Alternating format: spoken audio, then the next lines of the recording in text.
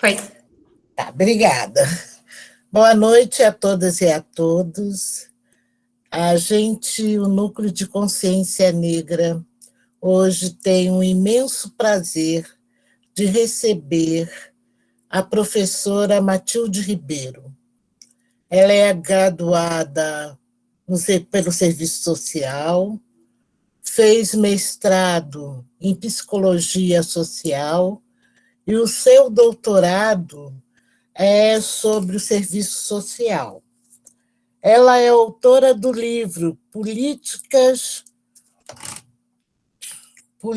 de Promoção de Igualdade Racial, editado pela Garamonte, de 2014, Gestão Pública e Políticas de Gênero e Raça. Então, a gente tem um imenso prazer em receber a ex-ministra da CEPIR, que contribuiu muito pelos avanços que a gente tem nas políticas de ações afirmativas. Ela, no Ministério, ela levou todos os anseios da comunidade negra para dentro do aparelho do Estado e fez valer todas as elaborações e formulações que foram feitas pelo movimento negro. Eu acho que é importante a gente frisar isso, porque sempre negros ficam apagados na história desse país, ainda mais quando é uma mulher negra. Este apagamento é uma das coisas mais naturalizada que se tem pelo Estado racista. A professora Matilde Ribeiro foi ministra no governo Lula, e é importante frisar aqui que esses avanços que nós tivemos foi parte da luta, que também não foi fácil, nada nos foi concedido, foi muita luta para que as políticas de ações afirmativas fossem implementadas. Então, professora, em nome da coordenação do Núcleo de Consciência Negra, que estamos eu e a Cristiane de Paula, em nome da coordenação pedagógica e de toda a coordenação do cursinho, a coordenação pedagógica, hoje está a Nara e o Bruno Mioto, e em nome de nossos alunos, te desejamos uma boa-vinda a este espaço e dizer para você que é uma alegria imensa tê-la conosco nessa noite. Então, a gente abre para você poder fazer a sua aula.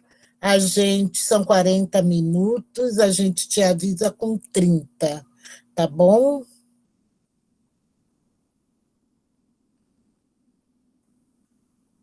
Você com a palavra, Matilde. Bom, boa noite a todos, todas. Eu agradeço o convite, estou vendo que tem ali uma galera boa, quase 40 pessoas. Isso é bastante significativo, principalmente em tempos em que a gente anda enclausurado, né? E sem boas notícias, do ponto de vista mais geral, né? Esse período de pandemia nos deixa um pouco atônitos, e, enfim, a torcida atual da vacina, e que cada uma se cuide muito. Temos que ficar guardados enquanto essa onda aí nos pegando pelos pés, braços e possibilidades de cotidiano livre, né?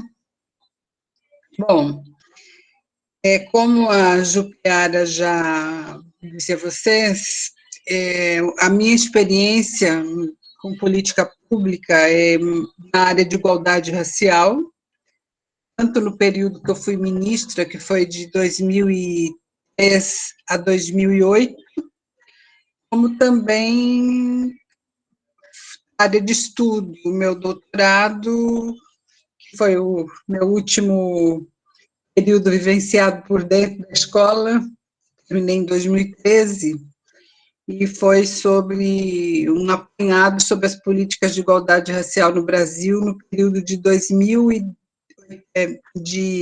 1986 até 2010. Eu vou começar por aí, para falar de educação, considerando o seguinte,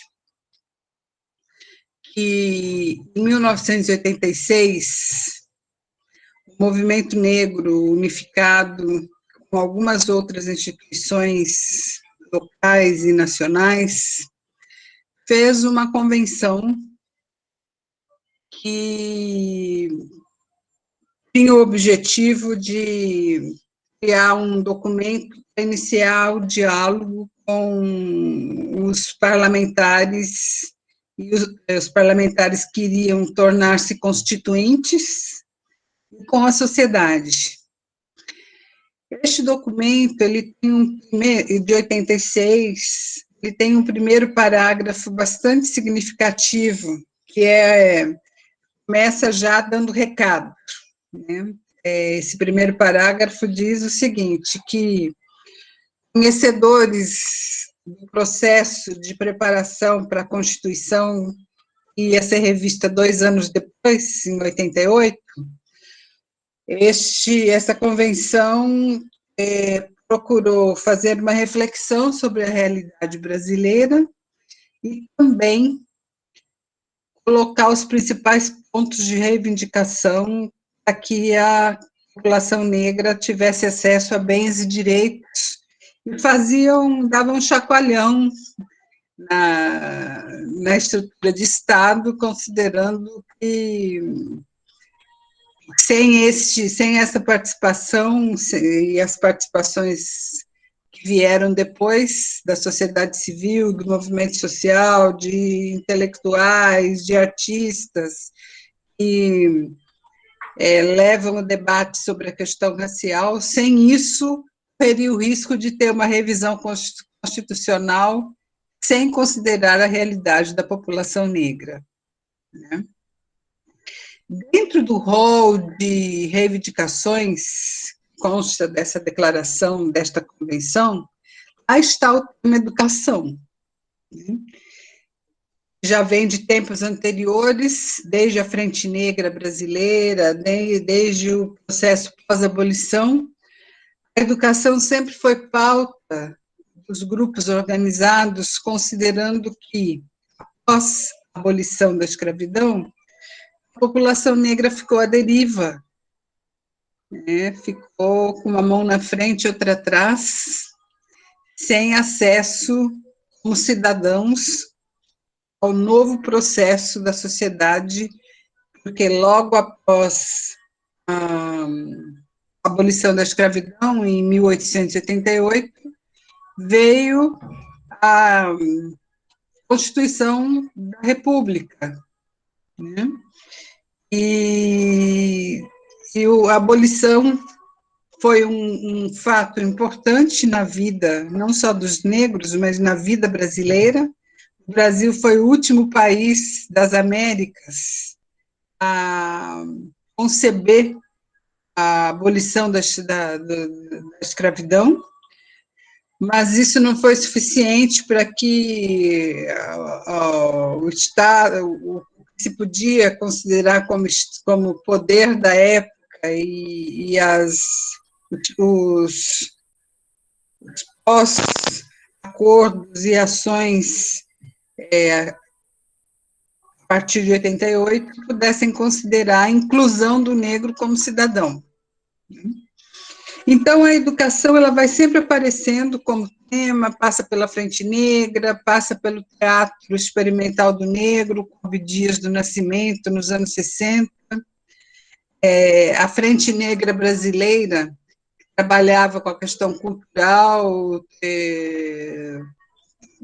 através da voz dos artistas negros, do teatro negro, colocando as questões da discriminação racial e do racismo, e no seu interior tinha uma proposta, uma ação na relação com a sociedade, que era a alfabetização da população negra, na época, focando nos setores mais organizados ou mais empobrecidos da população, como as empregadas domésticas, os estivadores, enfim, a educação negra, a Frente Negra já desenvolvia e aplicava atitudes, como recentemente nós vivenciamos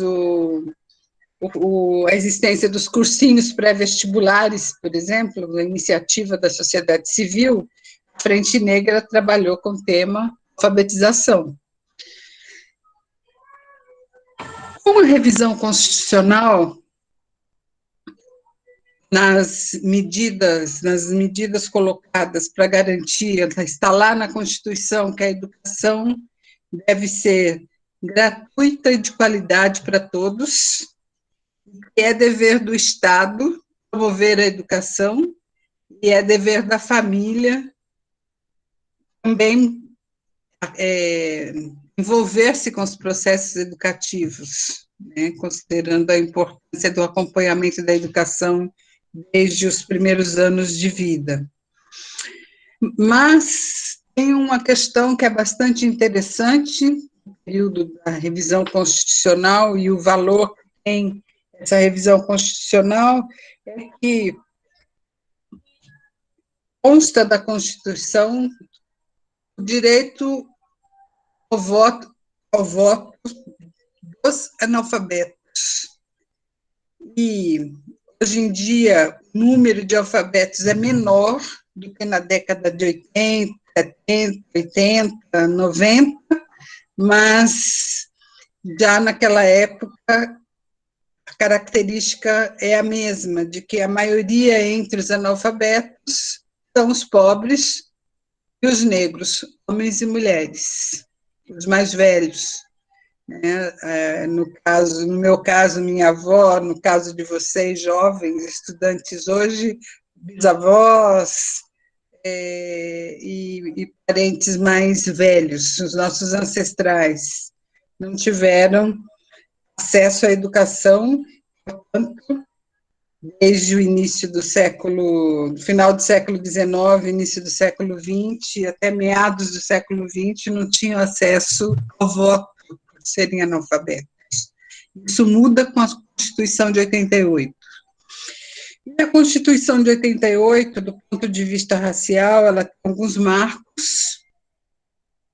Tem um marco de responsabilização do Estado por desenvolver política para as comunidades, reconhecer e desenvolver políticas para as comunidades quilombolas, sendo a principal reivindicação dessas comunidades a posse da terra. A questão que pesa na nossa vida até os dias atuais, de que racismo é crime imprescritível e inafiançável. Hoje eu assisti à televisão, eu não assisto Big Brother Brasil, mas o Brasil assiste, está lá o debate, né, em torno da aparência e da nossa negritude, o nosso cabelo crespo, o nosso cabelo black power, né? O personagem lá do BBB, eu, na cena que vi, um dos considerados brancos, e olhando bem para ele, nem tão branco assim faz uma chacota a um negro, de nome João, comparando o cabelo do João ao cabelo de uma fantasia que um deles estava usando, com um cabelo todo maltratado, esfarofado, em vida, e há uma comparação do Black Power do cidadão lá, participante do Big Brother, que usa Black Power como expressão de luta a uma figura inanimada, um homem das cavernas. isso em pleno século XXI, ano 2021. Né? Então, se nós fôssemos levar a ferro e a fogo a nossa lei, muitos estariam presos, né? Homens e mulheres, porque o racismo anda solto, e a maioria dos casos poderiam ser considerados crimes raciais, são considerados injúria, ou aquela desculpa, não foi minha intenção, eu nunca pensei nisso, não sou racista, e é assim que a população brasileira muitas vezes se comporta. Em geral, as pessoas se dizem não racista, mas o racismo existe. O racismo afeta brancos e negros, afeta negros diretamente pela condição imposta a eles como de inferioridade, e afeta os brancos, porque o racismo é nada mais, nada menos do que uma questão relacional, de má relação, eu diria. Né? Então, está lá na Constituição este quesito. Racismo é crime imprescritível e inafiançável, embora não seja praticado no dia a dia, este item. E outra questão também que está na Constituição é a importância do Estado desenvolver ações afirmativas em vários âmbitos, um deles, educação. Depois da revisão constitucional de 88, nós temos avanços na área de educação, como a aprovação de nova formatação da LDB, da Lei de Diretrizes Básicas da Educação, que aborda muitos aspectos democráticos e de direitos sociais. A LDB é transformada no ano de 2003, com a aprovação da Lei 10.639, é um item derivado da LDB, e a Lei 10.639 para a educação é extremamente importante, porque ela coloca a pertinência e a obrigatoriedade do desenvolvimento na educação da história da África e a história dos afro-brasileiros no nosso país. Então, dando um pulo aí, olha, entre 88, depois a LDB, que é a nova versão, é de 96, só em 2003 vem a Lei 10.639. Então, a dinâmica e as mudanças no que diz respeito à educação, elas dão pulos, mas dão pulos de vivência, de uma distância muito grande entre uma conquista e outra, chegando até a apagar-se da memória da população brasileira. Né? Nós temos também, fazendo junção com a Constituição e com a LDB, em 1990, a aprovação do ECA, do Estatuto da Criança e do Adolescente, que coloca a importância da consideração dos direitos da infância e da adolescência, sobretudo a partir dos direitos democráticos e de justiça social. Nesse sentido, a educação e as ações antirracismo se fazem presentes. Caminhando um pouco mais, nós vamos encontrar na Conferência de Durban, em 2001, a terceira Conferência Mundial contra Racismo, Discriminação, Xenofobia e Intolerâncias Correlatas, em 2001, Durban, a cidade da África do Sul. Esta conferência aconteceu em Durban justamente por uma provocação, porque foi 7 anos depois do término oficial, não quer dizer que ele tenha resolvido a questão, mas o término oficial do apartheid na África do Sul. O apartheid está por lá ainda, assombrando a vida de todos, mas a determinação da sua finalização foi em 1994. Né? Então, a Conferência de Durban vem em 2001, na África do Sul, para fortalecer a luta contra o apartheid, o apoio à libertação do Mandela, Mandela presidente, etc. Né? Os lugares e as datas não acontecem por acaso, é sempre uma associação histórica, do ponto de vista democrático, importante, né? Porque a cada passo que nós damos, nós vamos incorporando novos direitos e novo chamado para a mudança de cultura no que diz respeito à democracia. Nós vamos ter, em 2004, uma determinação da ONU, uma declaração da ONU que coloca que não há democracia com racismo, e aí revisita a Declaração Internacional dos Direitos Humanos, a Declaração de Durban e tantos outros documentos do ponto de vista nacional, podemos dizer, a própria Constituição brasileira, reforçando a luta contra racismo. E aí me lembrei agora de uma frase de Angela Davis, que diz o seguinte: combater o racismo é importante, mas é necessário que na luta sejamos antirracistas.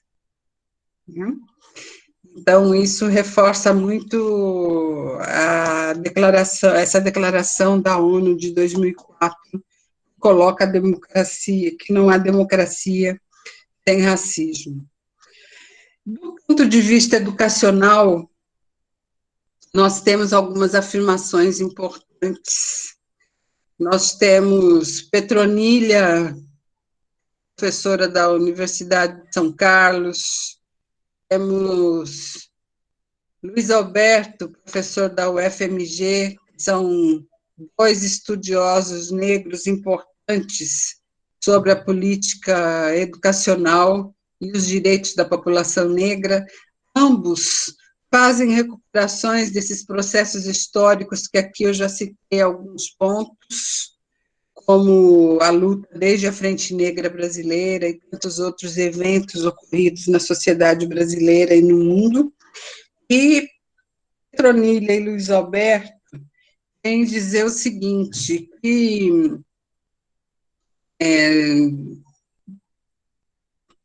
após os anos 70, marcados aí pelo surgimento do movimento negro unificado em 78, nós podemos dizer que a luta por direitos e por educação exige o reconhecimento da luta do movimento negro e da reivindicação por direitos sob a voz da população negra representada pelos movimentos sociais. Né? Então, reforça muito a presença do movimento negro como negociador, como articulador das mudanças no âmbito educacional. E, mais recentemente, agora em 2017, 18, 19, vem os debates travados por Nilma Lino Gomes, que também foi ministra da Igualdade Racial, no período do governo Dilma, também Luísa Bairros, outro ícone aí da nossa vida de resistência, foram ministras da Igualdade Racial, outros dois também, Edson Santos e Eloy Ferreira, do Rio de Janeiro. Mas eu quero destacar da Nilma a produção recente dela, agora mais no final da década passada, sobre educação. Ela tem um livro chamado não vou lembrar o nome todo agora, mas que traz a questão coloca o movimento negro como um movimento educador, e a educação como pauta de negociações para mudanças para direitos sociais e políticos. Então, dentro deste livro, Nilma dialoga bastante com Boaventura e traz a ação do movimento negro educador como a luta pela emancipação da sociedade, emancipação e transformação da sociedade, considerando a questão racial como elemento fortemente presente. Falando de ações afirmativas, que foi um dos pontos que a Jupiara frisou, eu acompanhei, quando estava atuando no governo federal, não o início do debate sobre ações afirmativas, porque esse debate é antigo. Esse debate vem de antes da Conferência de Durban, se intensifica com a Conferência de Durban e toma corpo nas políticas públicas ainda no governo Fernando Henrique Cardoso, considerando um aspecto que, já na saída do governo Fernando Henrique Cardoso, que foi a concessão de bolsas para diplomatas negros, para os aspirantes a diplomatas negros, com preparação para o exame do Instituto Rio Branco. Então, aí já entra as ações afirmativas, já como resultado de negociações de integrantes da sociedade civil no GTI, no Grupo de Trabalho Interministerial, que foi formado na gestão do governo Fernando Henrique, levando a cabo várias demandas, mas, em especial, o documento da Marcha Nacional Zumbi dos Palmares pela Vida e Cidadania, que é de 1995, traz lá o tema educação de maneira bem explícita, bem forte, e também a Conferência de Durban, no retorno de Durban, que se faz essa negociação em relação ao Instituto Rio Branco, né? E, então, no início da gestão do presidente Lula, um minuto para carregar o computador, só um minuto.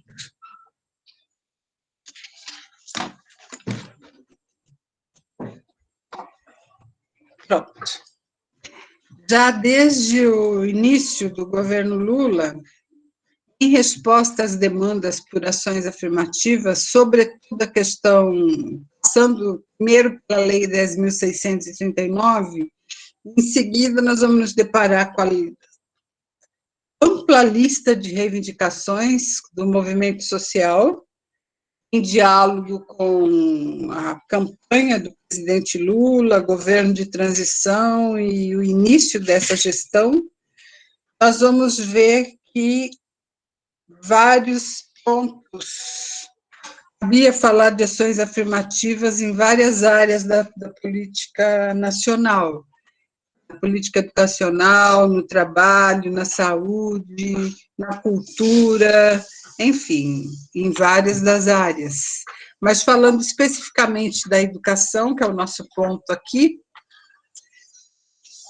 foi instituído um grupo de trabalho interministerial específico para trabalhar a questão de cotas nas universidades. Naquela época, nós tínhamos o trabalho desenvolvido em duas universidades estaduais, a UNEB, na Bahia, e a UERJ, no Rio de Janeiro, as duas estaduais, que já haviam sido feitas as negociações e os conflitos, as disputas para a implementação da política de cotas, né? A primeira universidade federal que pegou esse debate foi a UNB, em Brasília, e representando o governo federal no diálogo com a UNB, eu pude acompanhar os vários processos de enfrentamento do debate interno. Na sociedade mais ampla, além da relação interna nas universidades, no diálogo entre as universidades e o Ministério da Educação, o MEC, ou mesmo a CEPIR, a Secretaria de Promoção da Igualdade Racial, que foi criada em 2003, além desse debate intragoverno, a sociedade brasileira viveu uma arrancada grande de debates sobre a política de cotas, porque muitos acadêmicos e intelectuais ou representantes de instituições saíram do armário e colocaram-se frontalmente contra as cotas. Uma das capitãs desse debate contra foi a professora Ivone Magui, da UFRJ, junto com Peter Frey e várias outras pessoas da UFRJ e de diversas universidades no Brasil. Então, por todo canto que nós andávamos para discutir cotas, sempre tinha confronto, não havia acordos prévios. O debate foi quente, foi caloroso, e a posição contra era raivosa, não foi uma coisa tranquila, não. Mas esse debate foi se dando, tanto a ala contra, quanto os que defendiam, como diversos setores do movimento negro, a maioria das entidades do movimento negro se colocam no campo mais à esquerda, e lutando por democracia, e a fala favorável às cotas também era efervescente, porque era o momento da gente dizer que a abolição não aboliu, mas não incluiu, que a população negra esteve à margem ao longo da história de desenvolvimento do Brasil, e esteve à margem não apenas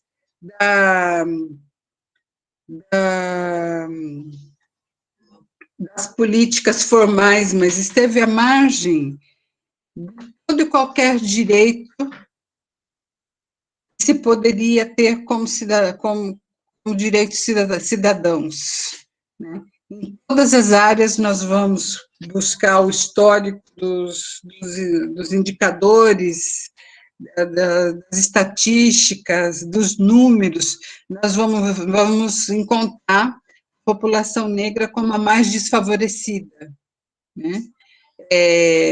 O Brasil é o único país que hoje pratica, através das cotas na educação, ações afirmativas para a maioria.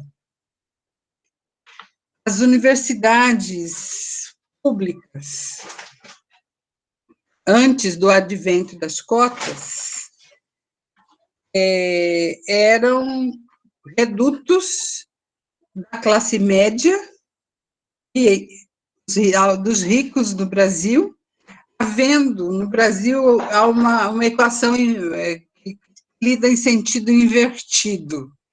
Os que têm condições financeiras, desde os primeiros anos da educação, estudam em escolas privadas. Quanto mais dinheiro, mais bem conceituada a escola.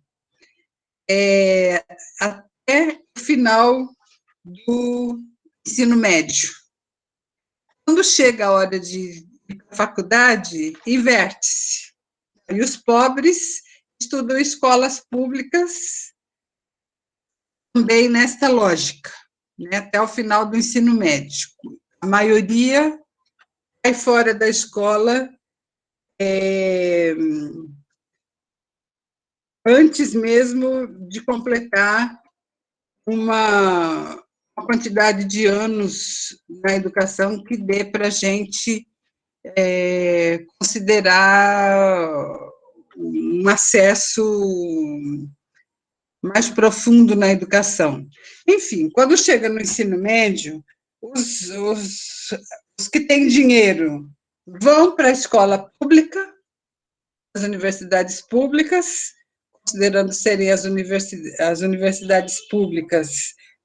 O Brasil tem universidades públicas de grande qualidade e respondendo aos preceitos constitucionais, e a população pobre, negra, indígena, quando adentra a universidade, vai para as escolas privadas.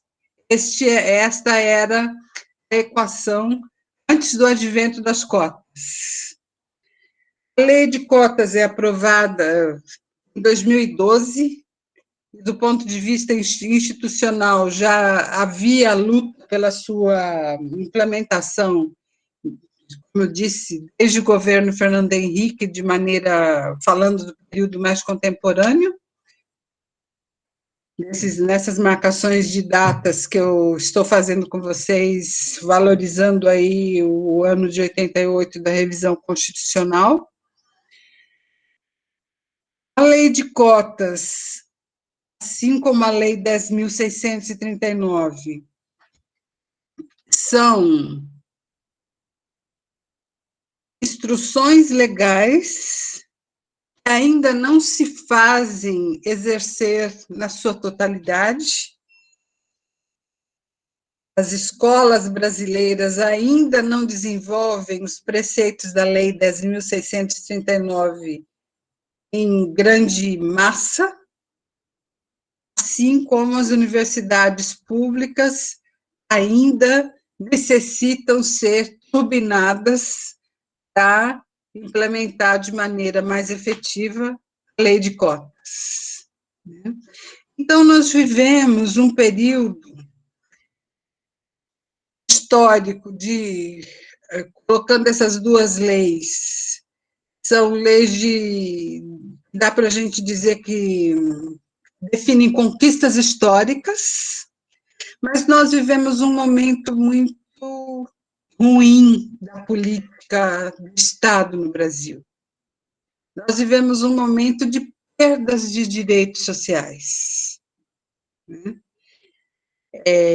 O atual governo federal não deu continuidade a muitas das políticas implementadas desde final dos anos 90, desde o governo Fernando Henrique, passando pelo governo Lula, pelo governo Dilma, aí decaindo em termos de compreensão da importância desses direitos no governo Temer e agora no governo deste moço que está aí.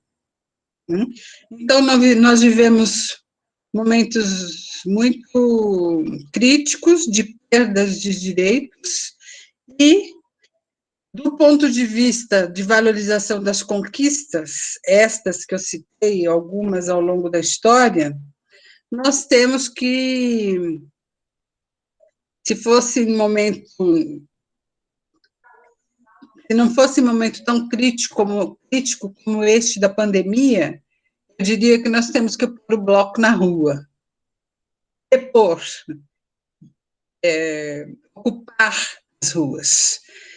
Entendo que nós temos que respeitar os cuidados e as prerrogativas da ciência para conter a Covid-19, então nós temos que encontrar formas outras, como esta, inclusive, que estamos fazendo hoje, um bate-papo online. Nós temos que encontrar novas formas de nos fortalecermos para o combate e para a luta. E, finalizando, vou lembrar de Abdias do Nascimento. Abdias, já falecido, em sua trajetória de longas datas de militância e de contribuição política para a democracia do Brasil, dizia: desde que o primeiro negro, a primeira negra, chegou no Brasil na condição de seres humanos escravizados, nós temos luta por direitos. Essa luta é contínua, está para o nosso tempo também. Eu finalizo aqui e vamos à troca. Vamos conversar. Obrigada.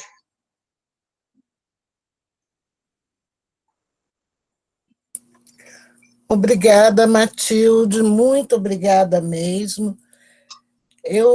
Antes de passar para vocês, eu vou só recuperar um pouquinho do processo da luta do núcleo de consciência negra nessa trajetória toda pela disputa de reparações no país para a população negra. Eu sempre tenho o hábito de dizer que nós não inventamos a roda. Nós demos continuidade às lutas dos que nos antecederam, né? Eu acho que é importante a gente dizer isto, ainda mais quando você fica mais jovem, que é porque os menos jovens que estão chegando saber que não há invencionismo nessa disputa, né?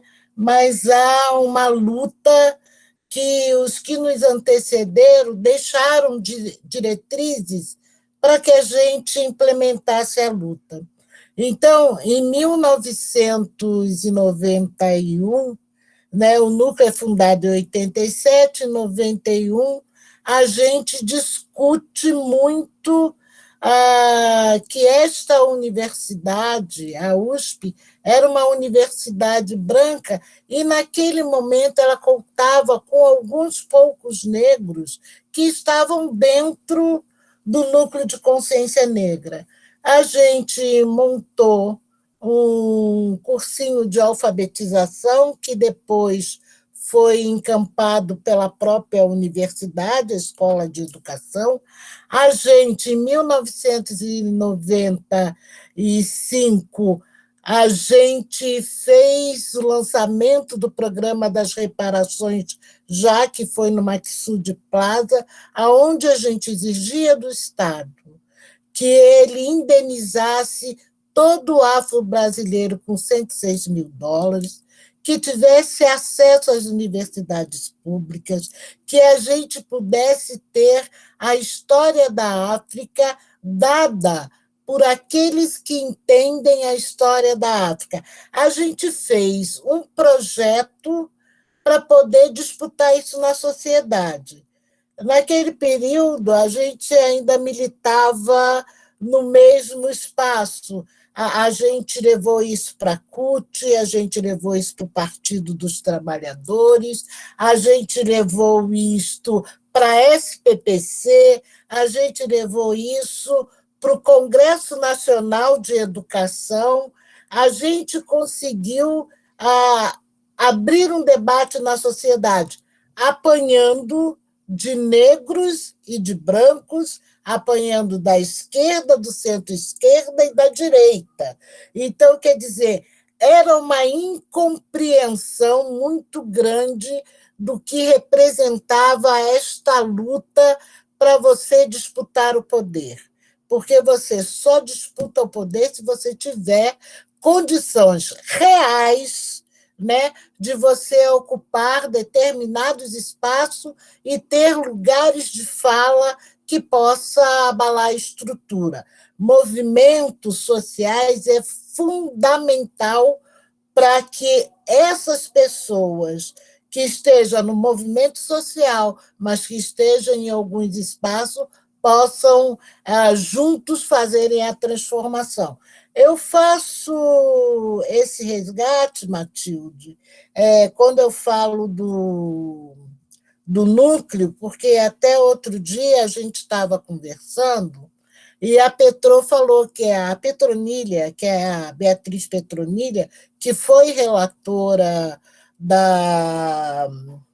da Lei 10.639 deu um nó na branquitude toda para poder garantir uma lei decente, ela falou que tem uma injustiça da academia com núcleo de consciência negra. Ela fala, vocês retomam toda uma luta, a gente entra nessa luta dos nossos lugares de fala, e ela falou, e as teses não resgatam isso. Aí eu falei, tem uma tese da PUC que resgata esse processo de luta do núcleo de consciência negra, né? Então, para a gente saber, que é o que a gente estava falando da coletividade, da importância que é a gente, de forma coletiva, lutar para ter acesso aos direitos, né? Romper essas barreiras que nos são impostas cotidianamente. Gente, eu estou abrindo para vocês fazerem perguntas para a professora Matilde e ver se a professora Matilde quer fazer algum comentário em cima do que eu falei, né?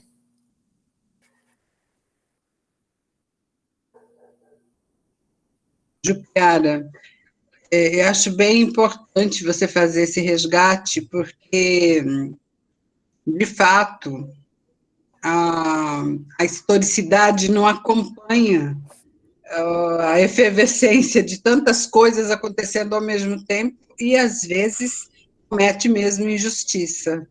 Então, esse resgate é bem importante.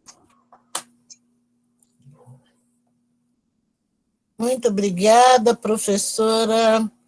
Muito obrigada. A Bia tem... A Yasmin, que aula. Muito obrigada, Matilde. A Bia, muito obrigada por compartilhar seu conhecimento conosco. A aula foi ótima. A Daniele, muito obrigada, professora Matilde. Ótima aula. A Nara, que está com o nome de Andreone. Professora, como a senhora vê a luta antirracista no âmbito das universidades em tempos de Bolsonaro? Como você vê esta luta com desmonte do aparelho do Estado, com desmonte da educação, com todas as quebras de direito? Você começou a falar sobre isto. Eu continuo já ou a gente espera mais coisas? Não tem outra pergunta. Você então pode ir falando que vai chegando. Tá bom. Tem sim, Cristiane. É que eu tinha levantado só a mão, não tinha escrito, por isso. Desculpa, Cris, eu sou não, essa tranquilo, tranquilaço. Estou aqui lendo só. Vai, Cris. Tranquilaço mesmo. Tem até um pouco a ver com a pergunta que o Andreone fez, né? A gente sabe que esse governo Bolsonaro está tirando cada vez mais os direitos da população negra e do trabalhador. A CEPIR nem existe mais, né? Mas, assim, qual o maior direito que o governo está tirando de nós negros? Qual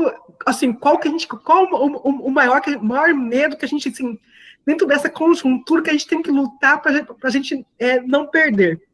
Além, é lógico, do direito da criminalização do racismo, que, como você mesmo tocou no assunto do BBB, ontem a gente teve que ouvir, né, do Thiago Leifert, o que foi repercutido de uma forma muito grande hoje, uma explanação do racismo, mas que não é racismo, porque o cara é uma boa pessoa. Tem, assim, essa ligação direta com esse governo que nega o racismo e essa abertura que é dado para que Thiago Leifert da vida, né, entre aspas, possam ter a palavra para explicar o que é racismo para o resto do Brasil? Não sei se deu para... Vamos lá.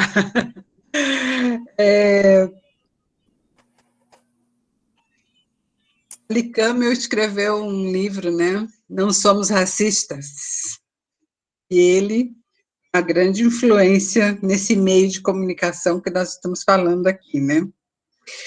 Então, nós temos a postura dos brancos, a postura da branquitude no Brasil e no mundo, é uma postura defensiva. Nunca foi a intenção, Mandela ficou preso 27 anos, nunca foi a intenção, não passou pela questão racial, né? Na visão dos brancos. O jovem é assassinado na periferia, a bala é sempre perdida, e o estranho é que a bala perdida encontra jovem negro, em sua maioria, né? Mulheres negras. Então, é uma situação revoltante, né?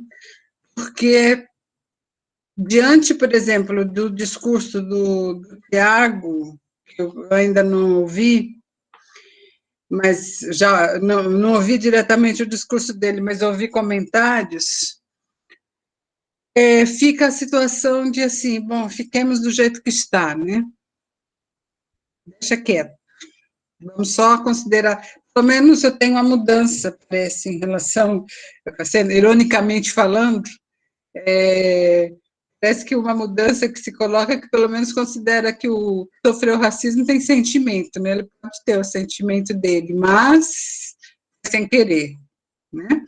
Então, é uma questão de repetição, né? A perpetuação do racismo se faz pela repetição de atos, de crenças, de formas de expressão, e a coisa vai ficando cada vez mais difícil. Mas, falando das políticas governamentais, eu dou aula hoje na Unilab, Universidade da Integração Internacional da Lusofonia Afro-Brasileira. Atualmente, eu sou paulista, mas atualmente eu moro em Fortaleza. Dou aula no Ceará, estou falando para vocês daqui, né?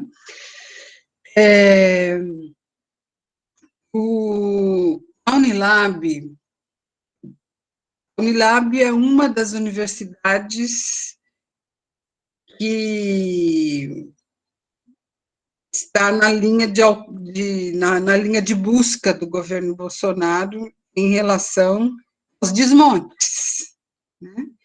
Porque não interessa a esse governo ter uma universidade cuja missão é trabalhar a integração com países africanos de maioria negra, e também aqui no Brasil está de portas abertas para quilombolas, indígenas, ribeirinhos, pobres trabalhadores de cidades interioranas e assim por diante.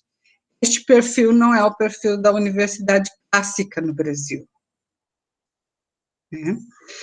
Então,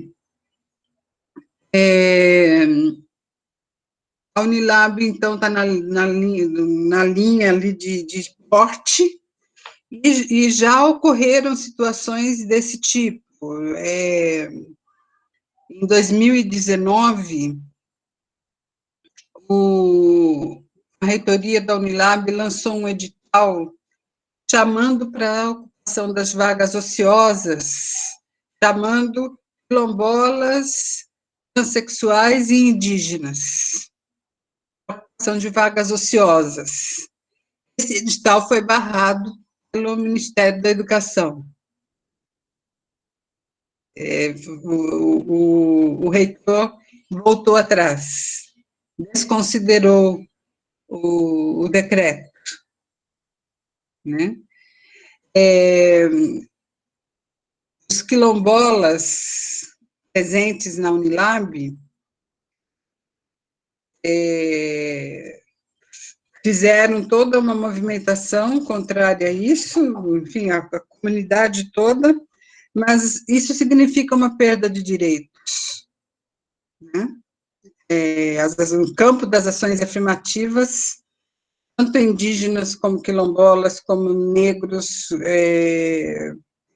população pobre, tem o direito a reivindicar, direito legal a reivindicar sua inserção e presença na universidade. Isso falando de uma em particular, né? Mas falando de maneira mais ampla,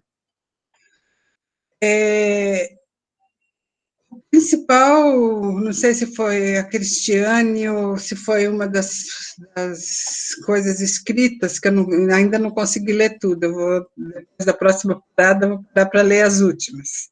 Mas acho que as perdas são muitas, né? São perdas significativas, desde questões que têm referências legais, até mesmo as posturas do presidente em relação a quilombolas, em relação a indígenas. Quilombola, ele tem várias falas que são emblemáticas do ponto de vista da desvalorização, né? Então, uma situação muito grave, um governo que se pesa a atacar a identidade de grupos que buscam, através da sua resistência, da sua resiliência, e colocar como cidadãos ao longo da história, é atacar a Constituição brasileira, é atacar tudo que a gente tem de direito formal constituído, além da pessoa, né? Então, as perdas são materiais e imateriais. Nós temos que, de fato, nos mantermos atentos a isso. Eu vou dar uma lidinha aqui para ver se tem alguma coisa que tem que buscar falar.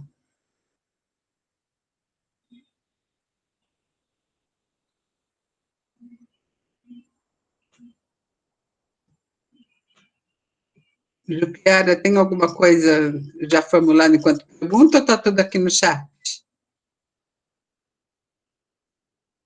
Eu acho que tem mão levantada também, pelo que eu vi agora há pouco. Tem, tudo bom? Tudo bem. Tudo bom, boa noite, prazer falar contigo, Matilde, uma honra mesmo. E eu queria fazer uma pergunta franca, assim, queria saber se, do seu período, né, como ministra, qual foi o limite que você encontrou na instituição para a luta, né? E se você sentia que a instituição distanciava um pouco o movimento social, ou se existia um fenômeno entre a relação movimento social e a institucionalidade da política. Muito bem, Guilherme. Coisa difícil, né? Vamos lá. Quando eu fui tomar posse, tem uma outra mão levantada. Não, acho que a Cristiane esqueceu de baixar. A Cristiane esqueceu de abaixar, mas tem o Andreone, tem o Ricardo Araújo. Eu queria saber se você quer responder de uma a uma ou que faça bloco para você responder. Vamos no bloco, que aí eu posso colar uma outra. Aguarda um pouquinho, Guilherme. Pode ser de 3 em 3, Matilde? Pode. Então, vamos no Ricardo Araújo.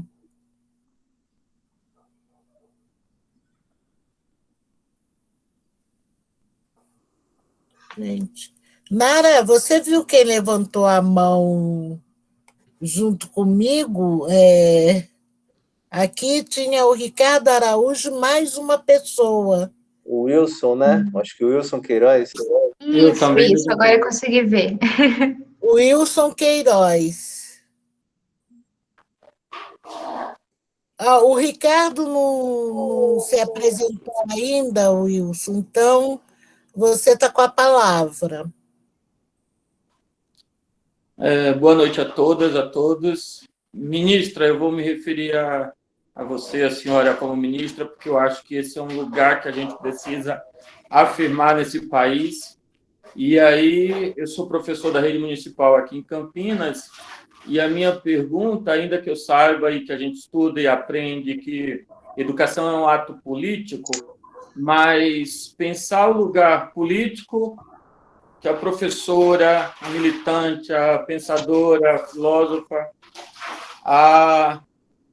enfim, a mulher negra Matilde, que assumiu esse lugar do talvez o mais alto posto do ponto de vista estratégico das questões raciais no país, o que é indissociável nesses dois lugares, entre a política institucional partidária e a professora que trabalha na Unilab e, mais especificamente, o professor que está lá no processo de alfabetização, em diálogo com a proposição da Lei 10.639.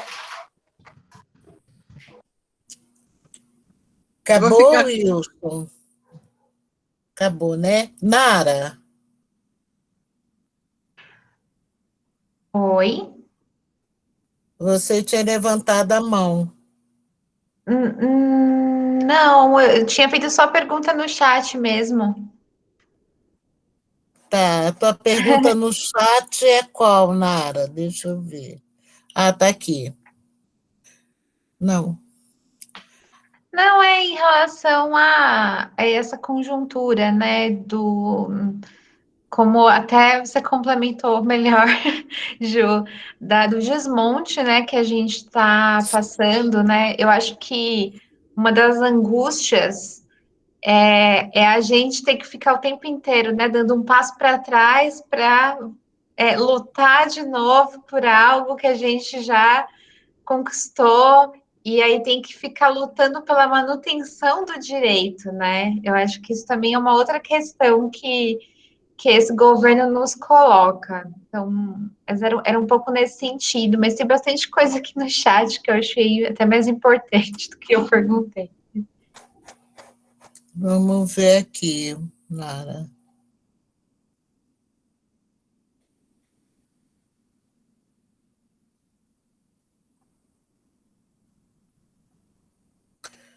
Bom, a Nara fez uma pergunta. Professora, como a senhora vê a luta antirracista no âmbito das universidades em tempos de Bolsonaro? Aí tem... Eu não tinha visto, muito obrigada. Perfeito. A Globo usa o racismo como uma forma de entretenimento. É horroroso. Isto não é uma pergunta, é uma afirmação, mas que vale a pena a gente a dialogar também sobre ela. D'Angelo, fala-se sobre o que ela chama de fragilidade branca, onde a branquitude tem dificuldade de entrar em debates e em conversas raciais. O Fábio. Peço licença para expor um ponto de vista. Mesmo com toda essa luta e conquista por direito dessas ações, infelizmente, existem pessoas que são adversas à política das ações afirmativas. E é só analisarem o IDH, e só analisam, né, o IDH dentro do país. E pesquisar sobre os reflexos é só... Ai, gente, desculpa que eu estou aqui meia cega, viu? É só analisar o IDH dentro do país e pesquisar sobre os reflexos que a população negra e pobre sofreu e sofre, com as premissas que o sistema escravista exerceu e exerce de forma implícita na forma de governar nos dias atuais. Aí vem o Fábio. Ações afirmativas está longe de ser considerado privilégio. É sinônimo de justiça social sobre a problemática de entravar o desenvolvimento dos povos descriminalizados. Minha singela pergunta, esta é do Fábio, que agora ele faz a pergunta. Quais são os principais desafios que academias continuam enfrentando para as instituições fazer valer essa lei? É que a academia não enfrenta nenhum problema, Fábio, mas a Matilde vai falar isso, eu acho que melhor. Bom, eu vou agrupar o Guilherme e o Wilson, depois eu volto às questões que estão escritas. Vou citar 2 exemplos. Ser ministra, antes disso, ser ministra, como disse o Wilson, ocupar um alto escalão de governo, é um desafio constante para quem tem as características que não são as características esperadas na lógica do poder, né? Eu fui, na época, na primeira gestão do presidente Lula, eu fui a única indicação da sociedade civil. Foi o movimento negro brasileiro nas suas diversas faces, considerando sindicatos, partidos, instituições da sociedade civil. Então, já de cara, o presidente Lula me disse o seguinte, no dia da posse: não peça licença para entrar na sala de ninguém. Se pedir licença, faça por educação, apenas. Isto já dá aí um sinal. O Abdias do Nascimento, quando eu fui conversar com ele, que ele foi escolhido como sendo o representante da população brasileira, falou na posse, na criação da CEPIR, e logo depois eu estive com ele. O Abdias do Nascimento falou assim para mim, até generoso, ele falou assim: menina, já não era tanto, menina, não se faz omelete sem quebrar ovos. E aí as simbologias vão vindo, né? E a gente vai compreendendo o significado dessas falas. Eram falas que me advertiam que eu ia entrar num terreno arenoso, né? Que eu ia passar por dificuldades, né? E aí uma das principais questões dessa vivência, a principal delas, é que, indicada pelos movimentos sociais, eu tive que assumir uma postura de mudar de lado do balcão. De um lado, do lado que eu sempre vivi do balcão, eu era parte do setor organizativo do movimento social brasileiro. Quando eu tomo posse como ministra, eu estou do lado do Estado, né? Posso ser a voz do Estado, representado por um governo. Então, as dificuldades foram inúmeras, né? Desde conflitos com o próprio movimento social, porque não se diz sim, raramente se diz sim, estando na representação governamental, porque as demandas elas vão mexer com conceitos, com atitudes, mas vão mexer também com orçamentos. E uma das coisas que não estava prevista no orçamento do governo federal era políticas afirmativas, era uma das coisas, né? Então, eu tive que dizer muito não. Aí você se torna antipático, né? Você se torna malquisto em dizer não. Mas essa mudança de balcão, essa mudança de lado, ela é também educativa, né? Porque você vai ouvir, desculpe, passa a ter que ouvir a reivindicação que muitas vezes você ajudou a escrever, decodificar como o que é possível assumir enquanto governo, né? Então, é educativo e algumas coisas foi possível fazer, né? Lógico que o desejo era fazer muito mais, mas algumas coisas foi possível fazer. Agora, especificamente em relação à pergunta do Guilherme, que foi mais... O Guilherme falou assim, você é provocativo. E vamos lá. Uma das vezes, como exemplo, véspera de uma conferência, foi em 2006, a Conferência de Intelectuais Africanos e da Diáspora, o presidente Lula ia receber cerca de 2 dezenas de presidentes de países africanos ou representantes de governos africanos. Então, ele estava ali na condição de estadista, né, em diálogo com outros países. 2 ministros dele vão para o jornal Correio Brasiliense, que equivale a nós a São Paulo, a Folha de São Paulo, um jornal de grande abrangência. 2 deles vão para o jornal dizer que cotas no governo eram sociais, não eram raciais. Isso na véspera da conferência. Aí eu fui conversar com esses cidadãos, né?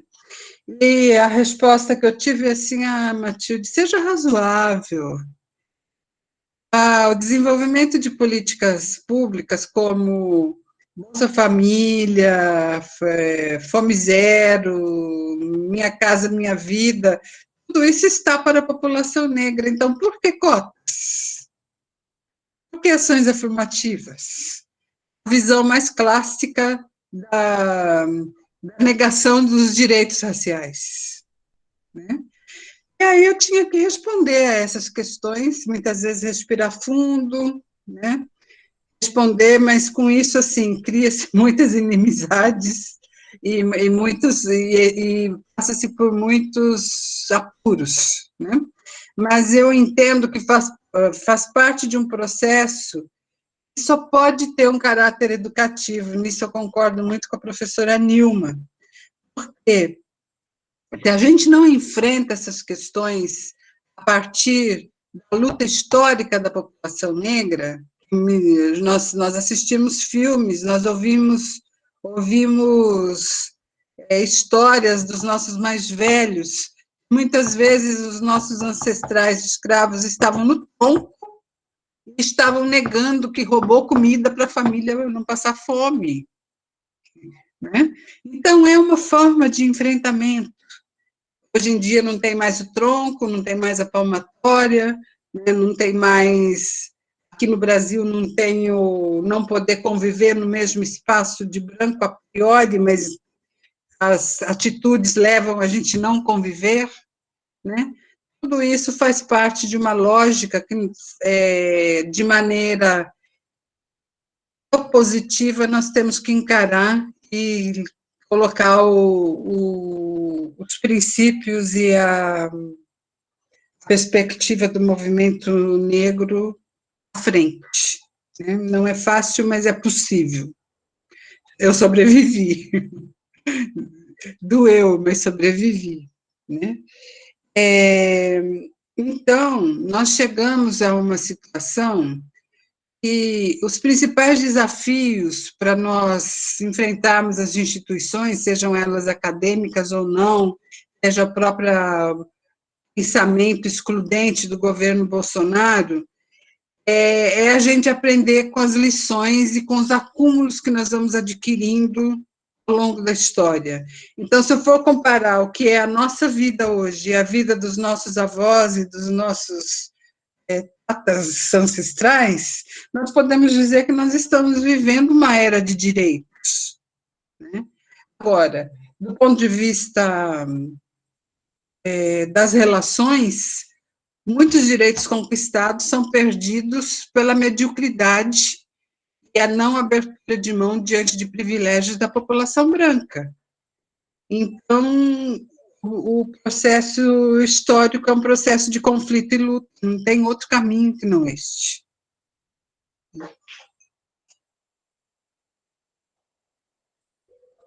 Obrigado, viu, Matilde? Valeu pela resposta. Obrigada.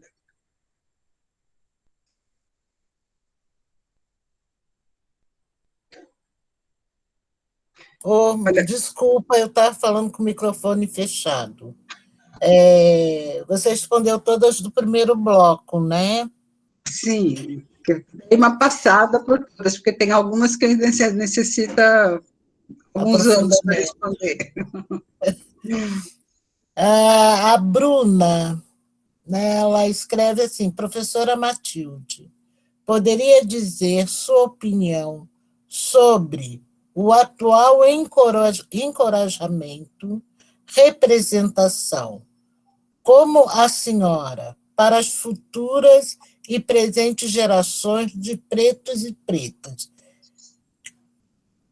E, se puder, dar uma palhinha das representações que foram importantes para a sua formação como mulher preta.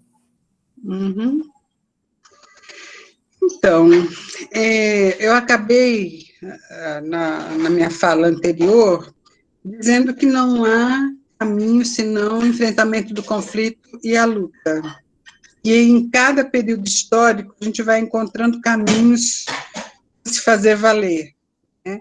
Nos anos 80, nós tivemos 2 marcos muito importantes de presença ativa institucional do movimento negro no Brasil, que foram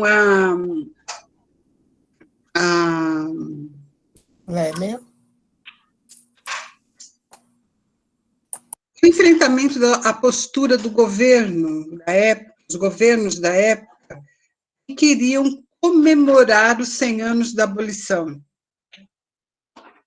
E a outra situação, o nosso enfrentamento, a nossa participação, mesmo que invisível, na luta contra a ditadura militar, né?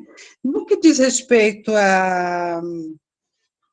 à postura de comemoração apenas dos 100 anos da abolição, o movimento negro deu um show de representação e de assertividade perante o governo, quando denuncia o racismo, né? O MNU começou denunciando a situação do jovem Robson, as entidades se fazem valer através de fatos, de casos específicos.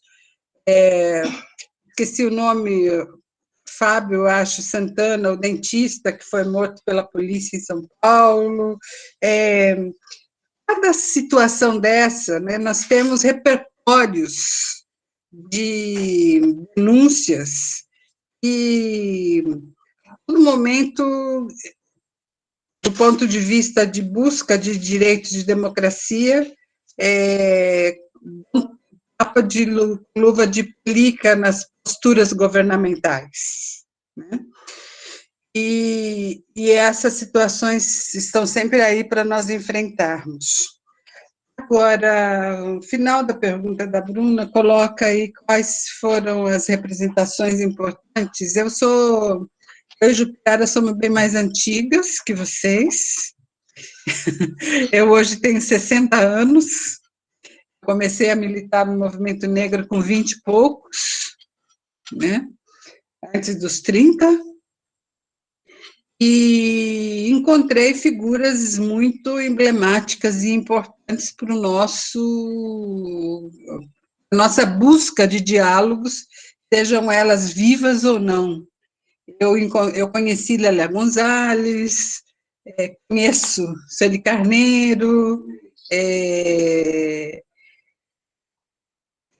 ontem eu assisti com a minha turma, na minha aula de ontem, eu assisti o filme Amarelo, é tudo para ontem, do Emicida. O documentário é uma lição bem legal, que traz várias referências de representações, desde as nossas mães, pais, até figuras como essas 2 que eu citei. Eu vou ficar por aqui para não ser injusta, né? Estou citando duas das figuras com ilustração, mas eu tenho consciência que muitas e muitas outras existem. Então, é muito confortante, né? Eu comecei a militar no movimento negro e no movimento feminista e no PT, metade dos anos 80. Depois de ter terminado o curso de serviço social. Eu costumo dizer que uma das responsáveis por ir me tornando militante por dentro da faculdade, mas exercendo depois de formada, foi a professora Luísa Erundina, que na época que eu estava na PUC, dava aula lá. Então, são muitas as referências, e na atualidade nós temos maior condição de diálogo, porque nós temos muitos instrumentais às nossas mãos, né? Temos a condição através da nossa capacidade escrita, da nossa capacidade verbal, visual, e isso nos dá bastante estímulo para a luta. O Wilson escreveu aqui, o que você escreveu, Wilson? Vamos ler? Eu vou ler literalmente, ministra. Sim. Ministra professora Matilde, respeito e admiração por todo o processo iniciado com a sua participação no governo federal.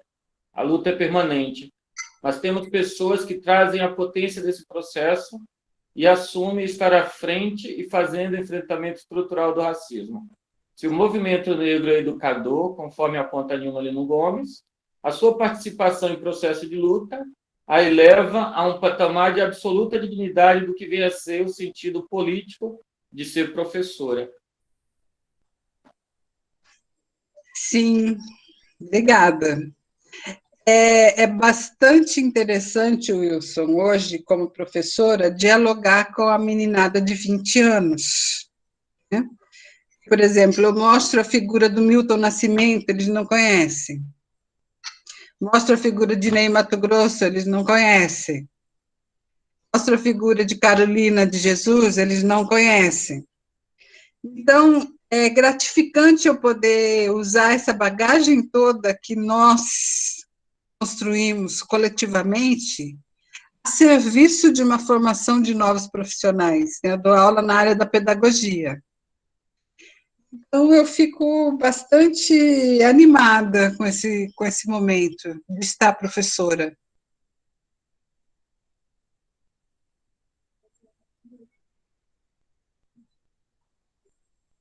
Tem ainda a pergunta do Felipe. Qual seria as suas argumentações para as pessoas que dizem que cotas socioeconômicas abrangem a população negra, tentando justificar a inexistência de cotas raciais? Olha, uma vez, acho que foi em 2006 isso, eu dei uma entrevista para a revista... meu pai, qual é o nome da revista? Não lembro agora. Para os amigos. Dei uma entrevista e o tema era cotas. Me foi feita essa pergunta, com outras palavras, mas esse sentido dessa pergunta. E eu disse o seguinte, para mim isso é muito presente ainda hoje. Não mudei de ideia, não. Eu disse o seguinte, diante da repulsa existente ainda na sociedade, dentro e fora das instituições, as questões de cotas, não tenho dúvida, eu digo o seguinte, é muito mais... eu me sinto bastante confortável de ver dentro da universidade brancos ofendidos porque os negros entraram pelas cotas, muito mais confortante do que ver os negros fora da universidade. Então, não tem negociação, né? Não há negociação possível. Estamos no século XXI, está mais do que na hora de nós sermos considerados cidadãos e estarmos participando da vida institucional, política e econômica desse país pela porta da frente. Não há nenhuma dúvida para mim em relação a essa resposta que eu dei há mais de 10 anos atrás.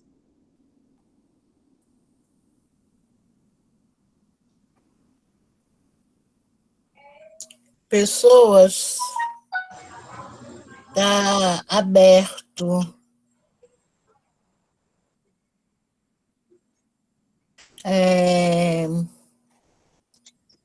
O Philips Lima diz: o filme M8 retrata muito esse contato de negros em universidade com a branquitude.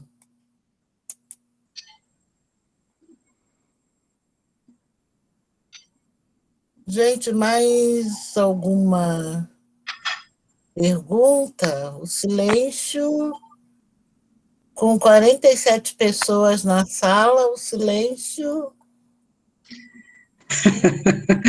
Gênios pensando.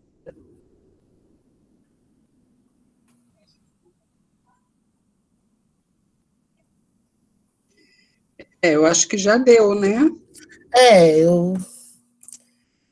gente esperou aqui, não tem nenhuma mãozinha levantada, nenhuma pergunta no chat. Olha, eu vou dizer a vocês, eu já estou satisfeita. Acho que um debate legal.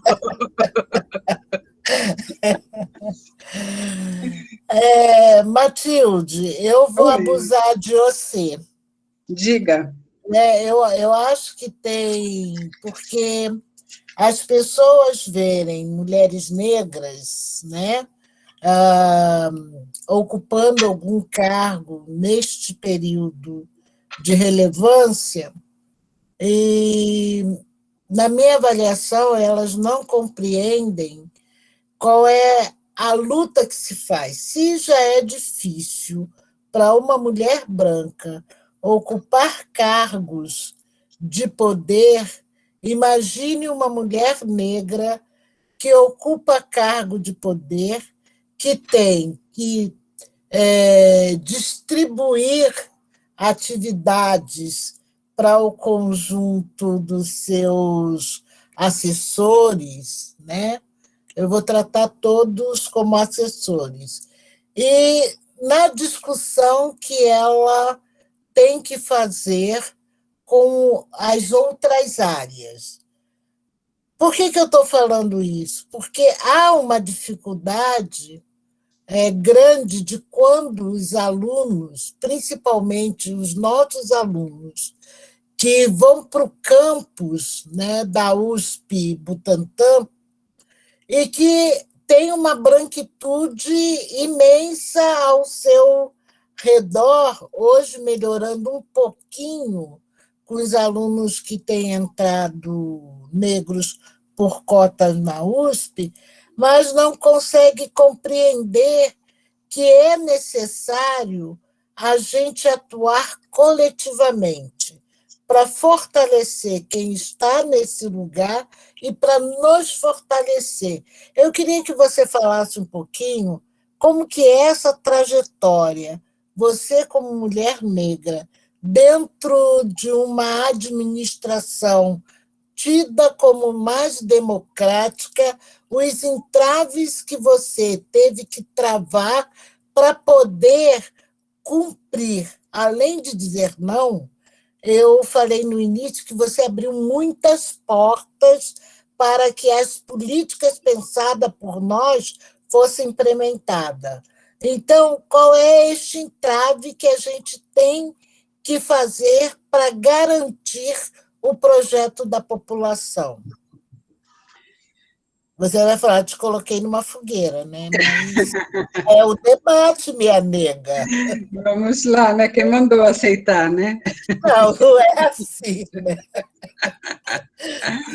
Então, olha, são várias coisas simbólicas e objetivas, né?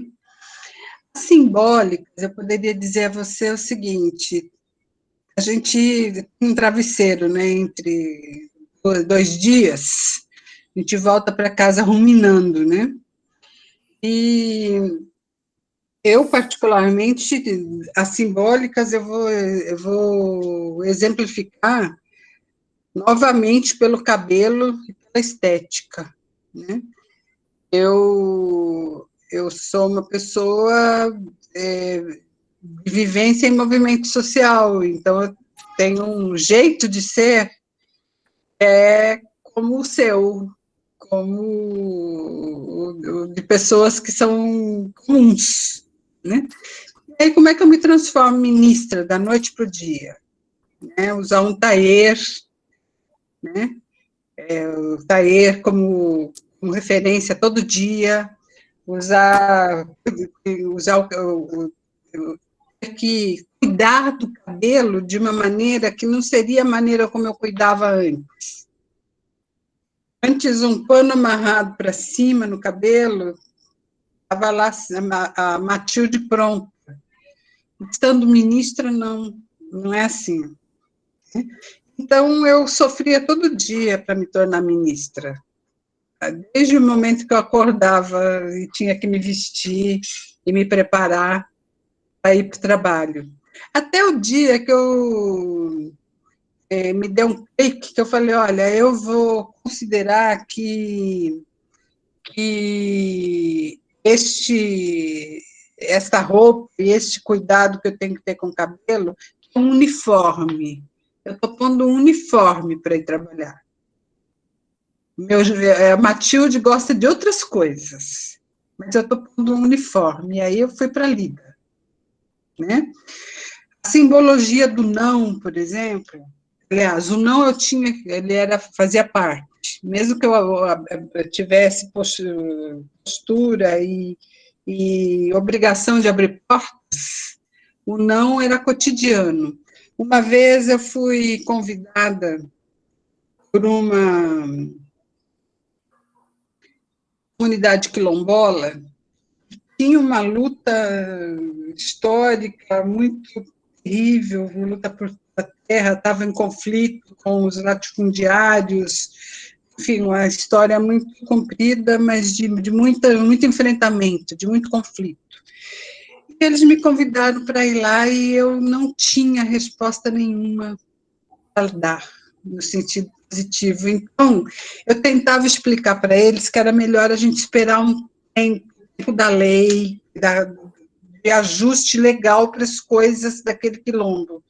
Eu ir com coisas mais concretas. E eles, não, nós queremos você aqui agora, você tem que vir aqui agora, etc. Eu sei que todos fizeram que eu fui. Né? Ao chegar lá, sabe o que aconteceu, cara? Eles me receberam jogando pétalas de rosa em mim. Me acolheram com pétalas de rosa. Aí, assim, eu fiquei me sentindo uma idiota, porque eu, raciocinando com a cabeça institucional, não percebi que eu poderia ser acolhida, mesmo dizendo não, porque a luta era muito mais intensa naquele momento específico. Então, essas são situações que acontecem e vão desmontando, né? Vão desmontando a gente, remontando. Né? Agora,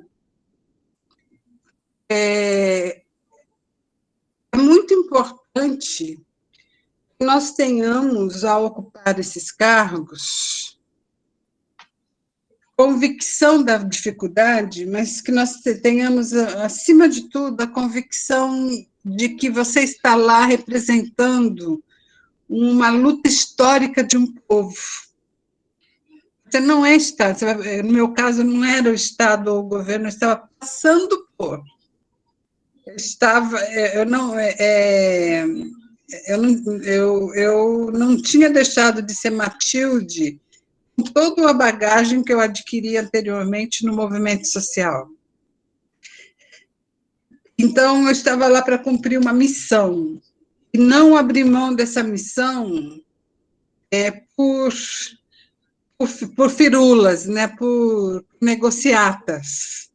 E aí eu me lembrei da fala de um quilombola, quando a gente estava construindo o decreto, esqueci o número agora, mas o decreto que definia a política de quilombo, dele surgiu o programa Brasil Quilombola, o programa, o quilombola dizia assim, olha, a lei não pode sobrepor a nossa luta. Então, assim, nós vamos acampar aqui, não vamos sair enquanto o governo não quiser avançar alguns passos nessa luta. Assim, eu não vou voltar para casa de mãos vazias, a minha avó não merece isso. Se plantou lá, e, enfim, a gente diante dos indígenas que ocupavam ministérios, quilombola que ocupam ministérios, você tem que ter alguma resposta, alguma atitude. É aí que se dá a negociação. Então, são aprendizados que fica para a vida, sabe? A gente não...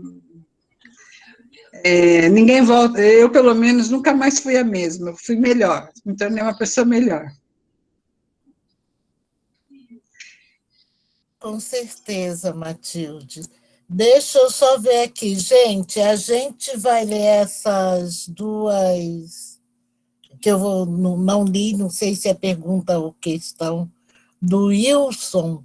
E quem quiser se inscreva agora para a gente poder liberar a Matilde, né?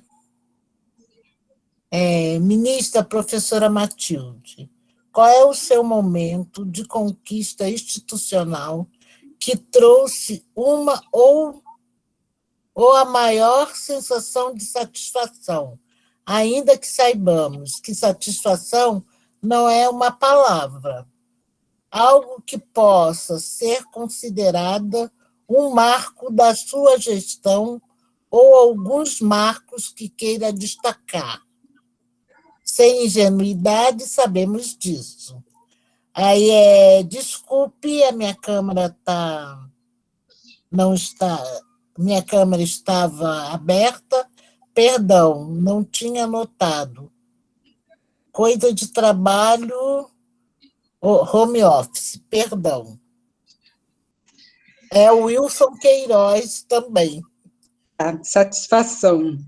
Para mim, assim, eu fui presenteada ao longo da minha vida como profissional, como ativista política, eu fui presenteada em poder ter convivido com as comunidades quilombolas do Brasil. É um aprendizado ímpar. Antes de ser ministra, eu não conhecia quilombos. E aí eu estive em muitos quilombos ao longo desses quase 6 anos, e tive muita situação de negociação muito difícil, mas tive também momentos de festa, e momentos de comer comida de fogão a lenha, lembrar das histórias das nossas avós, enfim, desde a questão formal até a questão de um convívio humano, eu só agradeço. Foi, como eu falei, que eu me tornei uma pessoa melhor, foi de conhecer essas realidades, trabalhar com o sindicato, a Federação Nacional de Trabalhadoras Domésticas, né? Um dia eu fui numa festa na Bahia, levei a minha madrasta, minha mãe também era, minha madrasta era empregada doméstica. Levei e apresentei para as meninas da FENATRAD, Federação Nacional de Trabalhadores Domésticos, apresentei e falei, olha, essa é minha mãe. Aí ela falou assim, a sindicalista respondeu assim, mas você pode ter uma mãe empregada doméstica? Aí eu disse a ela, bom, menina, de que mundo você acha que eu vim? Né? Que mundo eu vivo? Né? Então, desmistifica muitas coisas e contribui para que a gente conheça mais e melhor o Brasil. A forma como eu enxergo o Brasil hoje é tão completamente diferente do que eu enxergava antes. A forma como eu enxergo o governo, por exemplo, eu sei que governos passam. Então, em relação ao governo Bolsonaro, eu sou da ala que defende fora Bolsonaro, mas eu sei que talvez não aconteça um impeachment, mas ele vai passar em algum momento. E a nossa luta é contínua. Só que eu espero que não demore muito, né, Matilde? Porque depois que ele destruir tudo, não precisa passar, não. Não, isso aí já... Nara, olha... O Guilherme está com a mão levantada. Oi? O Guilherme. Eu achei que era você, mas é o Guilherme. Eu vou voltar agora. Oi, Imagina. Tudo bom? Só queria saber, assim, né, para ter um gole de esperança, né, nesse fim de noite. saber como é que a gente poderia, como é que a luta tem que ser organizada, né? Como é que a gente pode usar essas estruturas de poder, as estruturas que ficam do outro lado do balcão, né? Como a Matilde comentou, a ministra. Como é que a gente tem que organizar a luta agora, assim? Como é que vocês veem? Acho que é uma pergunta para todo mundo até. Eu acho que nós vamos levar essa para casa para refletir, mas eu vou falar só rapidamente para você, Guilherme. Nós temos inspirações de luta desde sempre, né? Vou lembrar de Zumbi dos Palmares, né? Então, nós nunca estamos zerados. Como disse a Jupiara, quando ela falava do núcleo, nós não podemos querer inventar roda, né? Então, formas de organização, formatos de organização, nós temos na cabeça, né? E nas nossas escolhas. A gente pode escolher samba ou hip hop, né?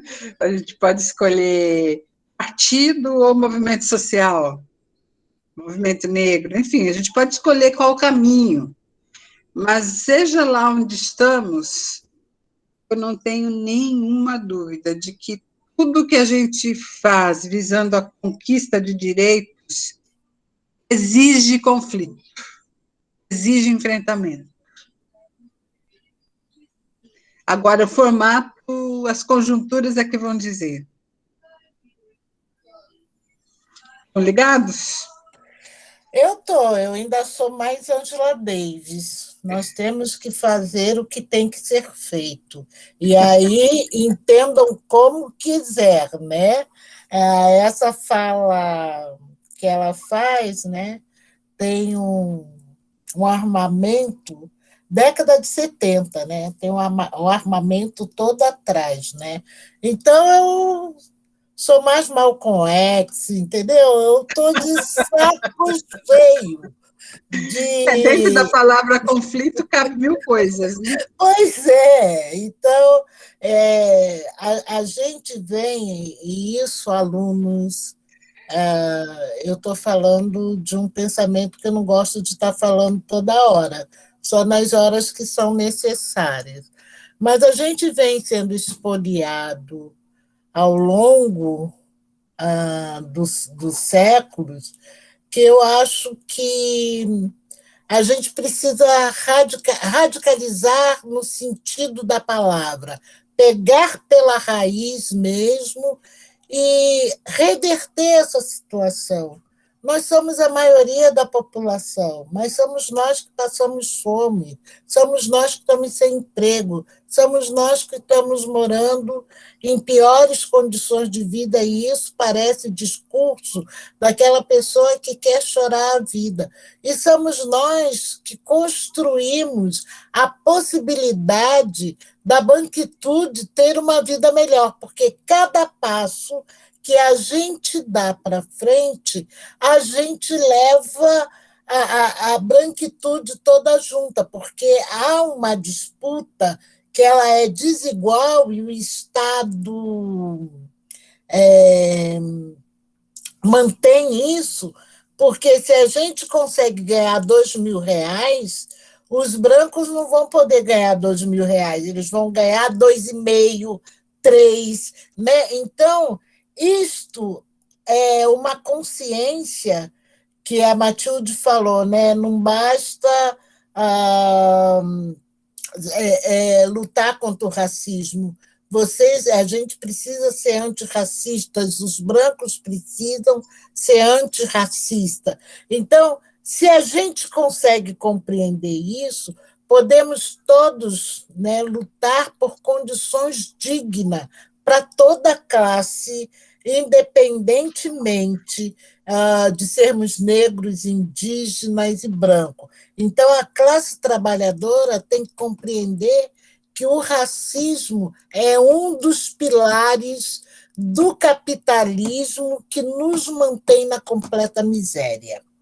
Então, eu vou passar para a Matilde fazer as considerações finais. Quero ver se a Nara e a Cris querem fazer a saudação final, né? e aí a Matilde faz as considerações finais, que aí eu calo a minha boca também. Eu não vou fazer consideração, não, só vou agradecer a ministra Matilde. Eu acho que o Wilson está certinho, tem que falar ministra e professora Matilde. Agradecer muito mesmo e passar a palavra para você encerrar, né, a senhora encerrar com chave de ouro essa noite. Tá certo. Nara, Jupiara e demais.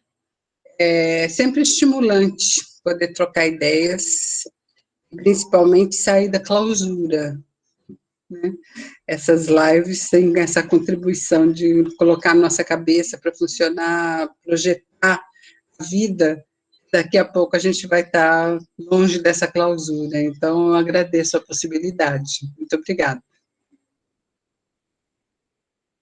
Ministra, somos nós que te agradecemos de coração. Esperamos poder fazer com você mais encontros, porque eu já te falei isso uma vez, você nos inspira muito. A sua força e a sua luta nos coloca num patamar outro de enfrentamento com as mazelas que nós enfrentamos por aí. Então, no nome do Núcleo de Consciência Negra, eu queria te agradecer muito por você estar hoje aqui conosco. Muito obrigada. Certo. Vamos lá, próximas oportunidades virão.